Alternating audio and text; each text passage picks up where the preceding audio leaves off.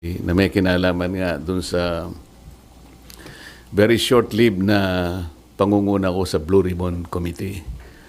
Halos 3 investigations lang yung ating natapos at nagkaroon na nga ng development at yun naman ay alam na ninyo. Ngayon, dahil nga dun sa mga pangyayari na yan, meron akong gustong mga issue na dapat ituwid. Gusto kong unahin yung tungkol dun sa punta nung Bryce Hernandez sa custodial investigation sa Camp Crame. Sapagkat kung alam naman ninyo, yun ay na-cite natin in contempt dahil nga sa tahasang pagsisinungaling niya, harap-harapan, ipinakikita na namin sa kanya mga dokumento, pati nga yung ginagamit niyang mga peking IDs na inisyu ng LTO. Pero ganun pa rin ang pagkakatanggi-tanggi niya. Napilitan kami na i-contempt siya at nailagay nga siya sa custody ng ating Sergeant at Arms. Kalaunan po nung ako po ay mapalitan na bilang chairman ng Blue Ribbon Committee, ay bigla nga pong hiniram yata si Bryce Hernandez ng ating House of Representatives. Ngunit nalaman ko na hindi naman siya ibinalik sa dating legal custody na dito nga sa ating Senado. Ang tinatanong ko po sa ating Senate President, naging kondisyon naman ang pagpapahiram niya yung madalian at ligtas na pagbabalik kay Bryce Hernandez pagkatapos ng hearing. So tinatanong ko lang naman po siya, bakit naman nanatili siya sa custodial center ng Camp Crame? Ang sagot po niya, alam na rin po ninyo, yun ay request ng Speaker ng House of Representatives. Na sa tingin po namin ay hindi naman yata tama sapagkat ang legal custody nga ay sa Senate. Ang sabi ko ay mukhang may sablay doon sapagkat muna yung kondisyon na ibinigay mo hindi tinupad. Pangalawa, kapag yun ay pinanatili mo sa Quezon City, sangayon na rin sa kanyang declaration, natatakot siya na pag ibinalik siya sa Senado, manganganib ang buhay niya. Parang binibigyan natin ng credence. Parang pinaniwalaan natin siya. Sa mga tweet, pagka siya'y nagsasalita rito sa Senado, parang hindi siya pinaniniwalaan. Pag nagsalita siya sa House of Representatives, tiwalang-tiwala ang kanyang sinasabi, puro totoo. Samantalang, puro kasinungalingan din naman ang kanyang sinabi. At nung kami magkaroon nga ng konting huddle nung bumaba siya sa session hall, sinabi ko sa kanya, Mr. President, dapat naman sana nakonsulta mo naman ako kung siya ay tuluyan mong ilalagak sa pangangalaga ng custodial center ng Quezon City. Bakit ko naman gagawin? Sabi niya, ako naman ang Senate President. Nakalimutan po niya na meron po tayong tuntunin sa Blue Ribbon Committee. Ito po ay nasa Article 6, Section 6, Paragraph C ng rules ng Blue Ribbon Committee. Kailangan po malaman ninyo. Ang sinasabi po ron, yung witness na cited in contempt may be ordered to be detained in such a place as may be designated by the committee alone. Meron pong option doon or with the concurrence of the Senate President. Sa mga tweet, yun lamang designated place by the committee alone, sapat na yun Kaya ko sinabi, dapat kinonsulta mo ko. Kaya lang, sabi niya, napalitan ka na Bakit pa kita kukonsultahin? Hindi po Nung kinumit niya sa Quezon City Custodial Center, na-monitor ko sa bilyonaryo at sa ibang mga pahayagan, Inquirer, mga 2:15, 1:30 to 2:15 p.m. ang nakalagay sa mga dyaryo. For the record, nung ako po napalitan is about 5:24 in the afternoon. So ako pa rin ang chairman. So gusto ko lang linawin yun. Ang pangalawa po rito ay yung aking sulat sa DOJ na bilang nananatiling chairman noon ng ating Blue Ribbon Committee, nirekomenda ko po na siya ay makapag-apply sa Witness Protection Program. Sang-ayon po sa Republic Act 6981. Kasi po sinasabi rin po sa Section 4 na sinasabi na sa kaso ng legislative investigation in aid of legislation, yung witness po, upon his express consent, ay pwede siyang ma-admit into the program upon the recommendation of the Legislative Committee where his testimony is needed. So yun po yung aking ginawa. Ibig sabihin, lahat po ng aking ginawa na aksyon ay naaayon naman sa batas na umiiral. Provided that the recommendation is approved by the Senate President. Hindi nga po niya inapprove, kaya po yun ang tinanong ko sa kanya noong September 9 na po yata yun na nagkaroon kami ng session. O September 10 na po yata yun. Ang sabi niya, kaya hindi niya inapprove, nabasa niya yung sinabi ng SOJ na kinakailangan ng mga diskaya ibalik nila yung kanilang nakuhang hindi kanila. Yun ang magiging policy ng DOJ para sa ganon ay ma-approve yung kanyang aplikasyon under the WPP. Nagtaka nga po ako kung bakit ganon ang sinabi ng ating SOJ sapagkat linggo, isang araw bago pasimulan natin yung pangatlong investigation, nagkausap po kami. Pati yung kanyang deputy undersecretary, ang pangalan ay Jojo Cadiz. Nakausap ko yun ng mga ilang araw, siguro Biyernes hanggang Sabado. Sinasabi ko sa kanya yung maaaring merong lumabas sa mga contractors na kasangkot dito sa aming pag-iimbestiga sapagkat nagpapadala sila ng feelers na maaaring may magsabi and they will come into the open. So I was looking at the possibility of granting them provisional immunity. Ang sabi naman nung Yusek Cadiz, mabuti po kanya i-refer ko rin sa ating SOJ. Sabi ko, tama-tama yan. Hanggang sa araw nga ng linggo, nagkausap kami personal. At tahasan niyang sinabi sa akin, pwede yan, sabi niya sa akin. Alam niyo naman, si Secretary Boying Rimulya, matalik kong kaibigan yan, matagal kami nagsama sa House of Representatives. So pinanghawakan ko yung kanyang sinabi sa akin.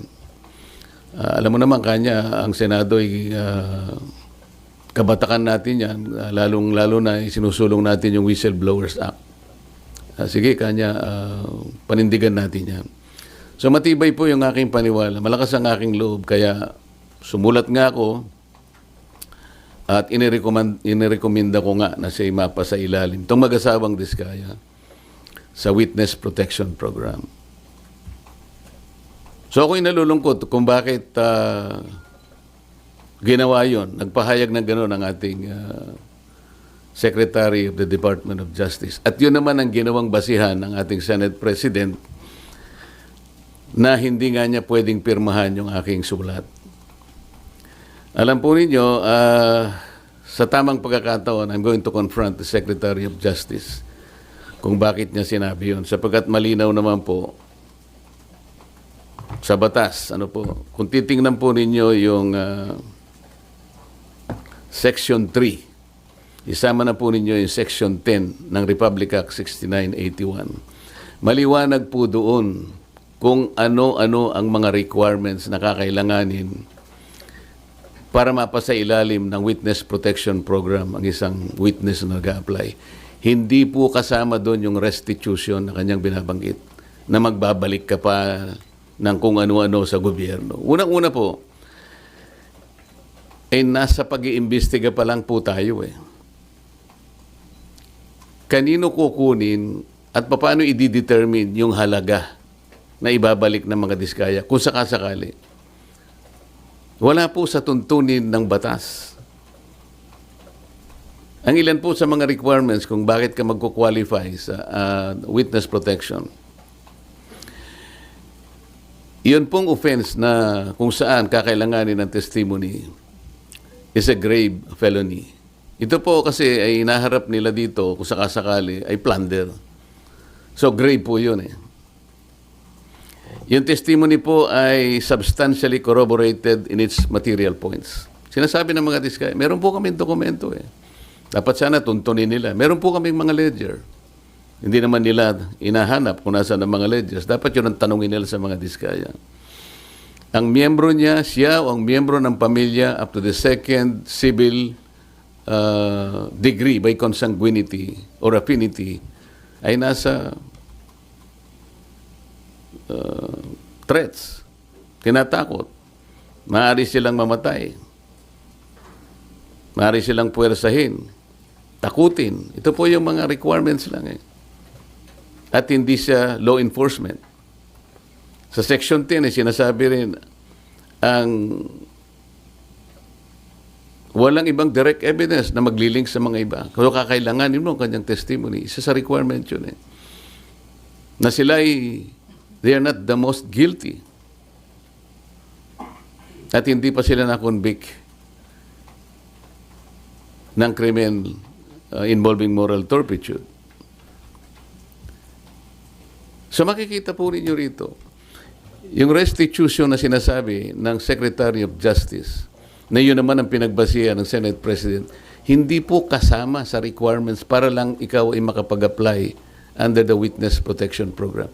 Bakit po bumaligtad ang Secretary of Justice? Ngayon po, sinasabi ni Senate President, nagmamadali daw po ako na mabigyan sila ng Witness Protection Program. Yun po yung sinasabi ng batas eh. Pag hiningi nila with their consent, sapagkat nanganganib ang buhay niya, hindi ka magmamadali. Ilalagay ko po ba sa kamay ko ang kaligtasan ng mag-asawa na yun? Sila po ay nagkusa, gumawa ng salaysay. At kung malalagay ang kanilang buhay sa alanganin, sa peligro, sa kamatayan, hindi ko hihintayin na dumating yun. Gagawin ko yung katungkulan ko sa ilalim ng batas. Kung sinasabi nila nagmamadali ako, maaaring nagmamadali ako sapagkat yun ang kailangan para sila'y mailigtas. Okay. Sir, kaya nyo ba siya ini-apply sa Witness Protection Program? Sa tingin nyo ba, nagsasabi ng totoo yung mag-asawang Diskaya? Kasi may mga observation na parang selective ang kanya lang pinangalanan, yung samantalang year 2016 pa, as early as 2016, nag-DDPWH projects na sila, pero parang wala siyang pinangalanan doon sa... Yung tanong mo kung pinaniwalaan ko, sinabi. Kaya that's beside the point eh. It's not for me to render judgment doon sa kanyang sworn statement. Iyon ang kanyang sworn statement. At sinabi niya roon na nanganganib po yung buhay ko namin dahil sa lumabas po kami na ganito. At bukod doon, bago siya gumawa ng isang sworn statement, minabuti ko para masiguro ko na talagang voluntaryo ang kanyang gagawin. Sabi ko sa emissary niya, pasulatin mo siya sa akin kahit na handwritten note na talagang voluntaryo niyang gagawin at kung bakit niya gagawin yon. Nasatisfy ako doon sa kanyang sulat. Kaya sabi ko, sige, sabihin niyo sa kanila, gumawa sila ng sworn statement. Hindi para sa akin na i-judge yung sworn statement. Ito will form part of the proceedings na pagdating ng araw, ito ay gagamitin po ng korte. Mahaba pong proseso ito eh. The Senate President already rendered judgment doon sa sworn statement. Dapat hindi po gano'n eh. Wala po kaming karapatan husgahan ang sworn statement ng isang taong gustong magpahayag ng kanilang saloobin. May kinalaman sa pag-iimbestiga nito. Pero sir, yung decision nyo na gawin siyang state witness... Hiningi po niya yun. At nasa batas po na kinakailangang ibigay sapagkat nanganganib nga yung buhay niya sang-ayon sa kanilang pahayag. Nakikita ko rin po, sa tahanan nila, pinagbababato sila. Ano po ang gagawin ng isang chairman ng Blue Ribbon Committee? Sir, nakonsulta daw po ba yung mga miyembro ng Blue Ribbon o yun ay sariling decision nyo, sir?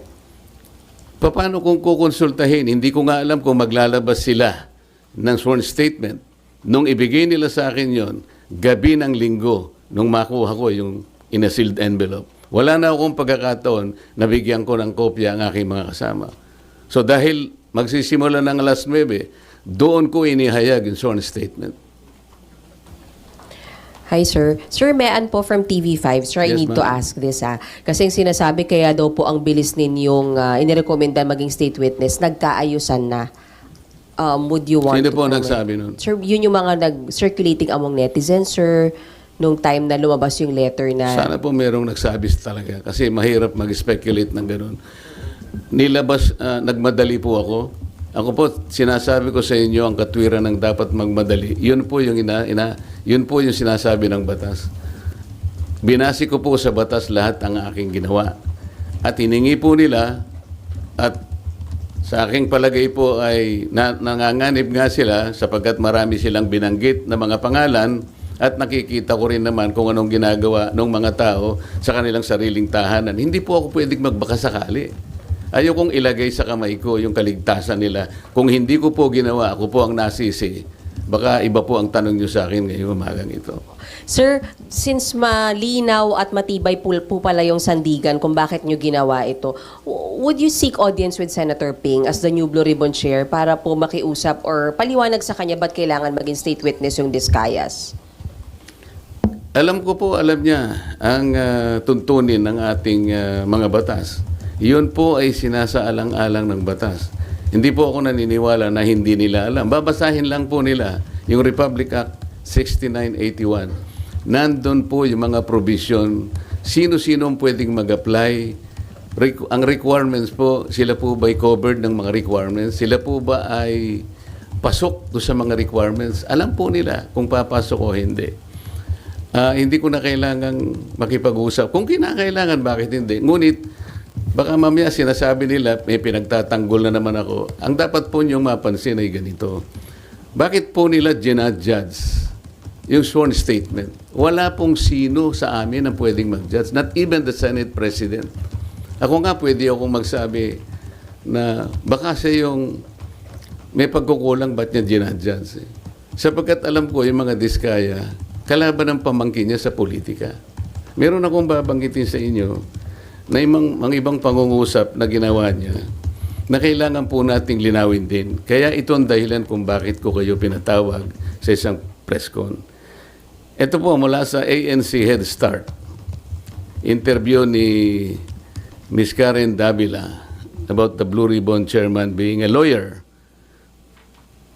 Sabi po ni Senate President Soto, there is no such thing as a rule, dapat abogado yun. Abogado ka nga, di ka naman magaling mag-imbestiga, di ba? Chuckles, nakalagay. So useless. Unang-una po ako, wala akong in-insinuate na dapat ang chairman ay abogado. Ito lang ang in-insinuate noong isang babaeng hanggang ngayon hindi makamove on kung bakit ako nanalong senador. Alam na po ninyo yun. Pinipilit po ba nila sinabi ko ito? Hindi ko po sinabi ito. Pero sila nga po ang may pasaring rito eh. Abogado ka nga, hindi ka naman magaling mag-imbestiga, di ba? Saan po nila nakuha yun? Sino po ba yung magaling? Bakit tayo magkukumpara? Ito pa po sinabi niya, September 10, 2025, sa totoo lang, 1PH, Job Francisco, Chicky Vergel, Cheryl Cosim, SP Soto, may suspetsa na kami na inedit yung affidavit ng Diskaya. How can the Senate President say this? What is his basis for doing this? This is a serious charge. Sino po ang nag-edit? Ako po ba pinatutungkulan niya? Sir, isa na lang from my end. Sir, yung doon lang sa Camp Crame, sabi nyo sablay na binalik doon si Bryce, pero ngayon nasa Pasay City Jail, you're okay with that, sir? Alam mo ako, hindi ako pala away eh. Ang gusto ko lang kasi, the processes of the Senate and the integrity of the inquiry will not be compromised. Ang legal custody nasa Senate. Ang kondisyon na binigay ng Senate President, ibalik sa Senado. How come nag-relent siya sa request ng Speaker of the House of Representatives? Inconsequential yung request. The House of Representatives has nothing to do with the custodial authority of the Senate. Makukompromise tayo. Ngayon, nung sinabi nila na okay na ba sa'yo, nailagay na lang natin sa Pasay City. Para sa akin, okay na rin. The Senate is under the jurisdiction of Pasay City. Para lang ma-preserve natin, the semblance of authority of the Senate cannot be compromised in any manner. Yun lang ang point eh. Ang dami po nilang sinasabi rito eh. Very debuts, September 14, 2025, via Twitter. Wala pang hearing ang Blue Ribbon. Ano ba nangyari? Malalaman natin sa Blue Ribbon kay Senator Lacson, meron siyang investigasyong ginagawa tungkol dyan. Ibig ba sabihin, will they investigate the Discayas kung ba't sila gumawa ng sworn statement? Yun ba yung gagawin? Ito yung sworn statement ng tao. You have no right to question that sa Blue Ribbon Committee. Kung ano yung pinahayag niya, it is for the court to appreciate that. Pagdating ng tamang panahon. Pero para i-judge mo ito, para i-judge mo na inedit ito, o nagkabayaran dito, iba na po yung narrative nila. It is not good for the Senate na ganito po yung gagawin nila. Kami po, hindi ako nakikipagkumpara kung sino yung magaling. Kung sino yung gagawa ng tama, yun po yung tama, yun po yung dapat nating gawin. Kahit kailan, hindi po ako nakipagkompetensya kung pag-uusapan yung pagganap ng tungkulin bilang isang senador. Ang Blue Ribbon, wala na hong obligasyon na i-verify yung veracity ng sworn statement ng isang testigo. Kasi di ba binibet po yun bago para tanggapin or hindi? Kasi pwede magamit ang Blue Ribbon kung nagsisinungaling po yung witness. It is for the court to appreciate that. Kami po, kung ano yung binigay nila, tatanggapin po namin yun. Yun po yung risk nila. Ang usapan dyan, kaya mo ilalabas yan ang totoo. Yan ay yung sarili mong, voluntaryo mong ginawa. Sila lang ang makakapagpasya noon. At pagdating po ng panahon, nakakailanganin lahat ang pag-iimbestiga niya. Sa tamang panahon, ang korte lang pong magbe-verify niyan. Haharap sila sa korte. Ang korte po ang makapagpapatunay. In the final analysis, the court will be able to determine kung tama o hindi yung kanyang sworn statement. Marami pong paraan para yun po ay malaman natin. Pero hindi